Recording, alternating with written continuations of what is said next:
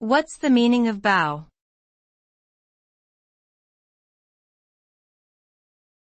Bow.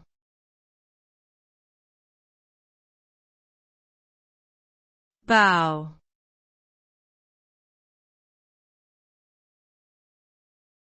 Bow.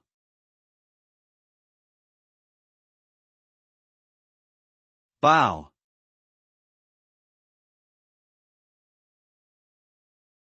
The word bow has multiple meanings depending on the context in which it is used.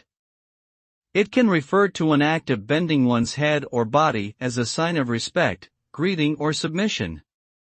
It can also describe a weapon that shoots arrows, made of a curved piece of wood with a taut string between the ends. Additionally, bow can be used to refer to the front part of a ship, the curved forward section that cuts through the water. Overall, the meaning of bow varies greatly and can take on different interpretations based on the situation or object it is referring to.